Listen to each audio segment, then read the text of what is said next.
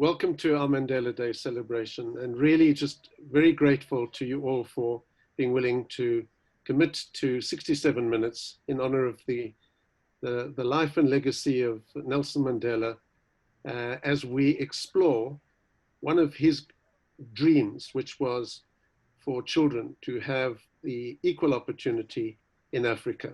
You see these two beautiful pictures of Mampela and Mandela. I was fortunate enough to be at one of those events, which was Mampela's 60th birthday, and what a special day it is in my memory. Change.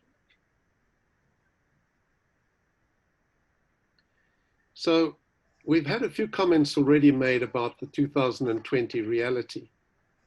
And we know that what this reality of COVID-19 and all the other elements that we've been referring to tell us is that the gap between the rich and the poor in the world and in a country like South Africa is widening.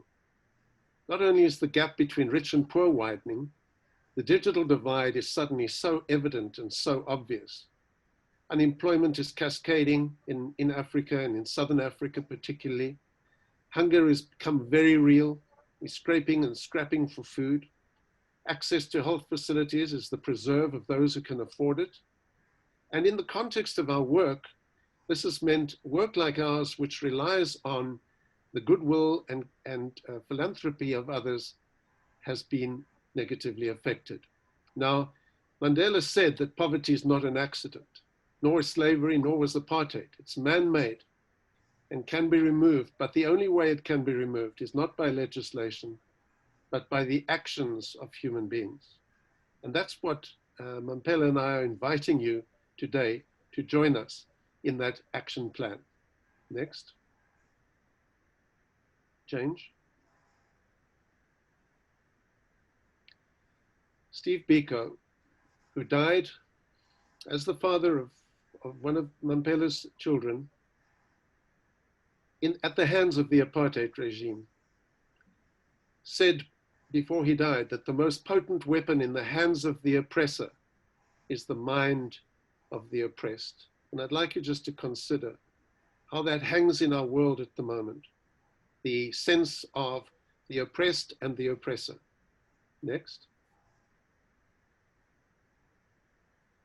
And Mampela has spoken proudly and openly in our country on many occasions about this reality, the betrayal of the dream of 1994.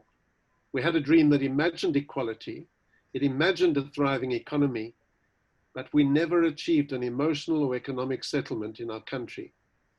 And so we're here before you today to say to you that education, the poor quality of education, and the low expectations of children in Africa and in Southern Africa particularly is not an accident. It was a design. And an education solution has not been achieved. And we put before you today some ideas as to how that education solution will be achieved. Change. I want to remind you that before 1994, when the political settlement was achieved, Black children were simply prohibited by apartheid law from studying maths and physical science.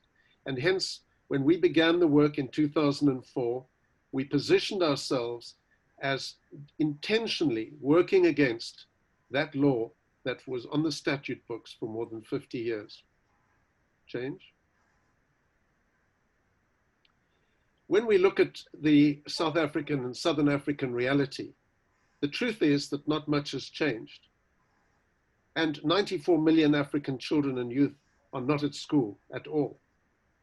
And we can recognize that the colonial pattern of education of just filling the head and ignoring the heart has driven children out of the system and made it inaccessible to so many. Change. So we are at a place where we have to rethink and we have to work economic solutions and education solutions to be those agents of change that Mandela was referring to. Change. Now we choose to work in the context where everybody walks past and says nothing can be done there. We need an economic solution for this problem.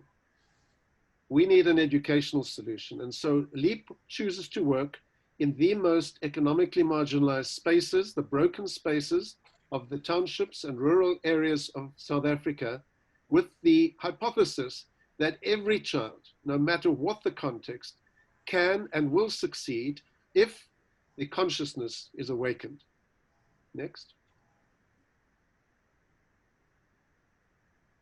Change.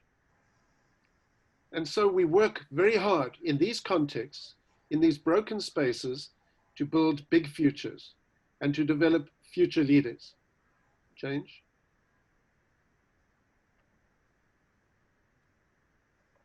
So we've been working with the question in mind: what is the lever? What are the levers that will shift us towards deep learning?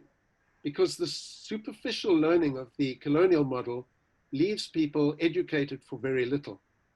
And we have to learn through the journey of people like Mandela, Steve Biko, and many others, including Mandela, that the shift does not come through content acquisition. It comes through consciousness development. Colonial Eurocentric education assumes that everything is cognitive. But we know that in the 21st century, we require more than that. And we still use these outdated education systems designed 200 years ago for an industrial revolution. Change.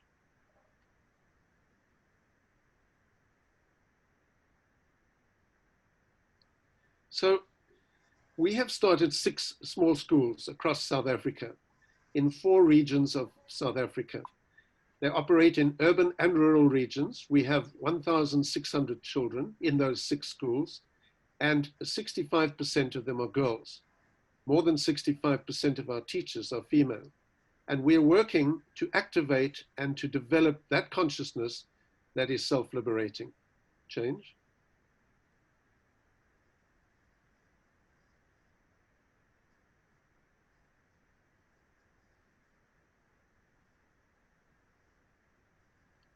The focus of our consciousness development or consciousness instruction is quite basic. We have difficult conversations on a daily basis in circles of healing.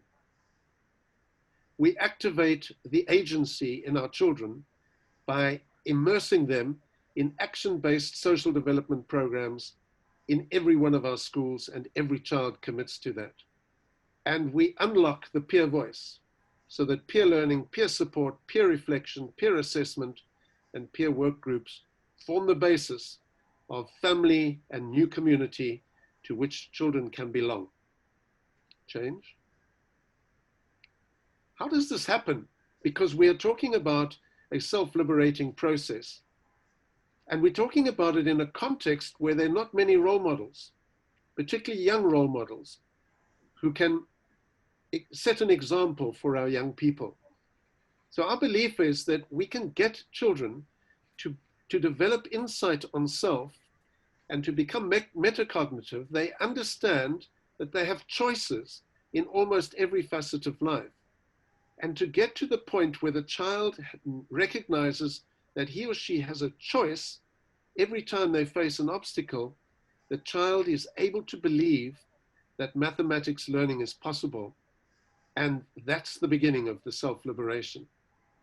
We move our children quickly from a survival-focused fixed mindset to a values-driven growth mindset. And that happens through the consciousness change.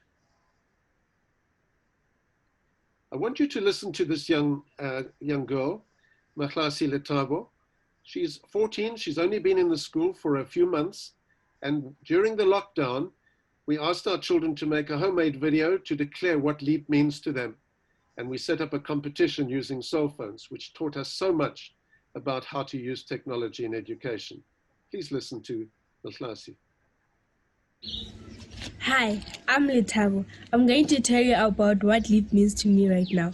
LEAP means a lot of things to me right now. Learning, having good education, being organized, respectful, responsible, friendly, polite, and well-mannered. LEAP means an external motivation. All teachers, staff, and learners are more understanding and sincere towards your feelings opposed to a public school. LEAP, my school, my home. A school where I learn enough worthwhile things to make a strong start in life. A home where a foundation is laid that supports later education. A place where I find my desire to learn more, think of myself to find strength, nourishment, and joy in learning. I quote, education is the key to unlocking the world, a passport to freedom. Without education, you can never see the true identity of the world and its beauty. I think you'd agree with me that that's just done with a little handheld phone with no support, no advice, and scripted by her entirely. Next. Hi, Next. I'm Untitled. So when we look at our impact, we look at the actual product, the results that we can measure against the results of the public schools, because we are a no fee paying independent school, which is a very unusual model in our country. In fact, we're the only network of schools of that nature. You will see that the pass rate of the LEAP schools far out exceeds the pass rate of the public schools. And that's taken over the period of, from 2004 to 2019. And access to university is 72% as opposed to the whole average for the country of 21%. But the areas in which we work, usually only about 5% of the students from these areas have the right to gain access to university. Change. And the students who graduate from us move on to fields of study that require maths or science or both as points of entry by and large. So commerce, science, engineering, information technology, and of course education. And we're very proud that 12% of our students have chosen to become teachers. And 3 of our schools are led by children who were students at LEAP at the beginning of the school and are now school principals. Change. So listen to one of these beautiful graduates as she tells her story very briefly of her journey. I was born and bred in Eastern Cape in a closer environment. When I was 8, my grandmother passed away, so I moved to Cape Town to stay with my mom here. In my family, I think I'm the first one to matriculate. It's hard work. That's one of the values that I learned from LEAP. You hard work and never give up. I never even thought that I was going to do my honors and masters. And then when you're in honors and you say, no, man, why not? Why did I not go further? But I think a job first before a PhD.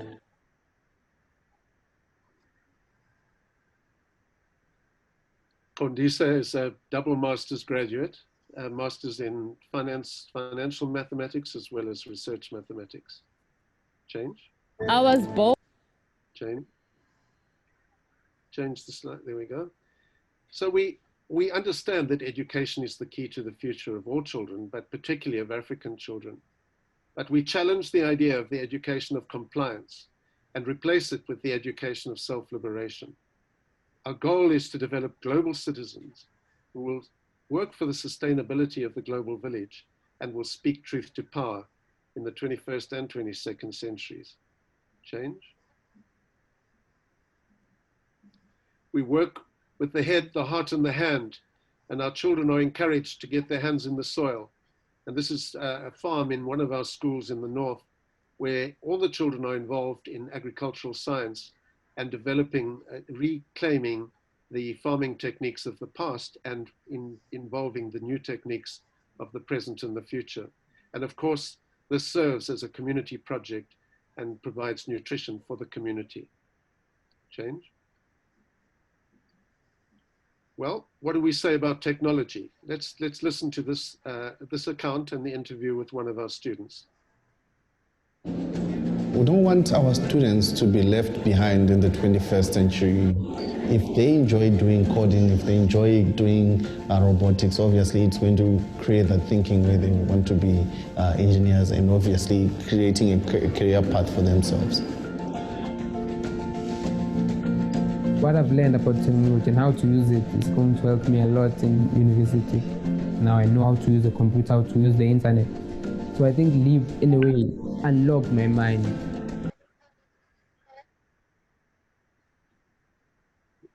I want to just repeat what he said at the end. I think in a way, LEAP unlocked my mind. And I think I think that's the element of, would you like to just play that again? I see you setting it up. In a way, unlock my mind. And that's the product of consciousness, self-liberating learning. It's the unlocking of the minds, not the filling with content. Next. Next.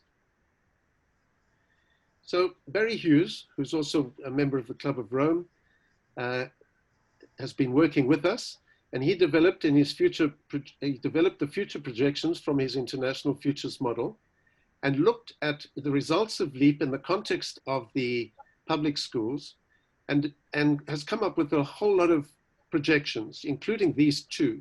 One is that if the LEAP methodology were to be applied in South Africa within a very short space of time, almost by 2030, the upper secondary education completion rate would go right up to 100%.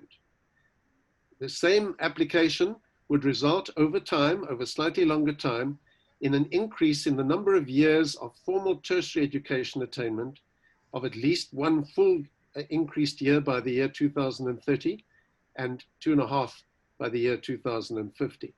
This is both significant shifts. Change. So again, today we ask you to join us and help to build the legacy with us. And we're inviting you really to consider becoming a LEAP ambassador. In the context of this crazy world, with all the pressures and all the demands, we need this story of hope to become scaled and significant. We ask you really to consider helping us to overcome our short-term threats. And we have many of those. We ask you to help us to take the unique methodology we've been talking about to tipping point for a global application, and not just incremental impact, but exponential impact. We ask you to help us to unlock the potential of the next generation of African children. Mandela is very outspoken about the fact that Africa's greatest resource is its reserve of youth and the talent that is in that youth. We cannot waste that talent again. And so we also ask you to step into a global leadership role to work to close this poverty divide in the global village and to ensure that we do fulfill those sustainable development goals that we're all conscious of. Next.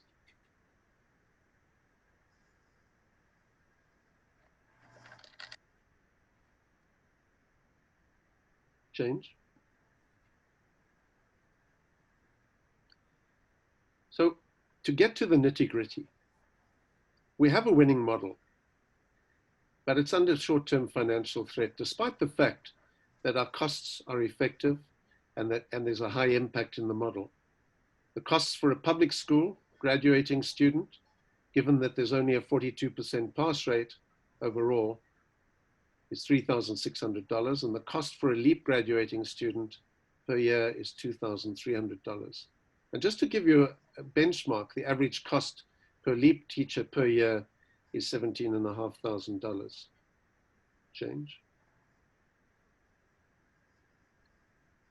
And then the dreaded COVID came upon us, and it taught us very quickly that connectivity and the access to the internet is no longer a privilege, and we need to consider it a basic human right. Otherwise, that digital divide will widen the poverty divide. Next. So once we went into lockdown, we realized that our children have very limited access without school access to IT devices. And so we have practiced and worked it out that a cell phone in the hand of every child with access to data is all we need. We don't need anything beyond that right now for the consciousness development to take place. It is a cost-effective and high-impact solution. It costs $120 per gadget with some Wi-Fi access for a year, and we've managed through campaigns to gift 400 of our children access on this basis, but we still need another 600 cell phones, which given the scale of 120 would be a cost of in the region of $72,000. Bear in mind that while our grade 12s are back at school, only 20% of them they will come to the school, and the rest will come to the school occasionally. And so teachers will be teaching online for most of the rest of this year, and it's highly likely that that will carry on through to next year as well. Next. Apart from that, the coronavirus has also created costs which we had not anticipated, and we do not get subsidy for these costs. And so again, we ask, is there a way you can help us to think through how to manage these threats? The COVID crisis costs of masks and quarantining options and thermometers and sanitizer and so on would estimated at 151,000. We read today an article, an American article, saying that per child in America to open schools will cost an extra $450 per child. We're doing it with our lost income at an additional $200 per child. And the COVID created lost income really has come through the fact that some of our subsidies been cut, and some of our funders are not in a position to support us, having committed to that support earlier. Change.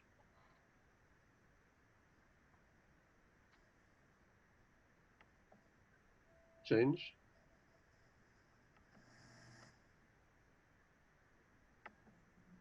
Barry?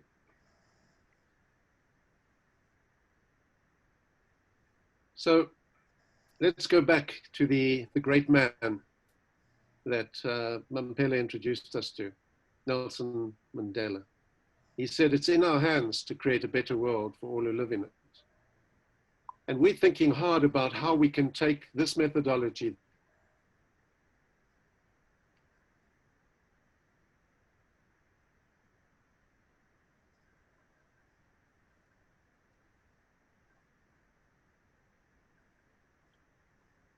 Now just check that you can hear me.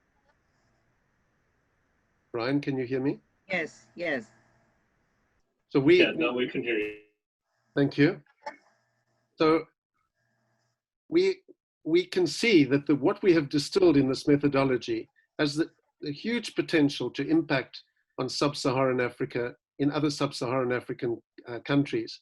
And we're very excited about developing that and taking that forward. And we ask you to help us to get to the place where we can do that.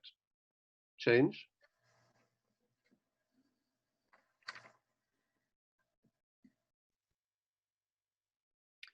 We envisage future scale impact right through sub-Saharan Africa through the creation of a LEAP Education Institute for Educational Sustainability. We believe that in this institute, we can refine the transformational leadership, the digital integration, the justice of maths and science, the African history back at the center, the action-based learning, the philosophy of Ubuntu, humanity, focus on humanity, the values-driven child-centered instruction, and life orientation as our methodology right at the beginning. It will be a consciousness development center. Next. And so in Mandela's words, a winner is a dreamer who never gives up. And we invite you to dream with us and ask you to support a reimagined Africa and to become a LEAP Global Village ambassador in order to amplify Mandela's vision for the children of Africa. Next. And I'd love to have a conversation with anybody in the room and discuss some possibilities, hear some ideas. As an ambassador, maybe you can just put us in contact with people you think would be able to help us. Essentially, we need to get through our short-term crisis in order to fulfill that long-term vision and the legacy of Mandela. So thank you very much for hearing me out, and I hand you back now to Anitra.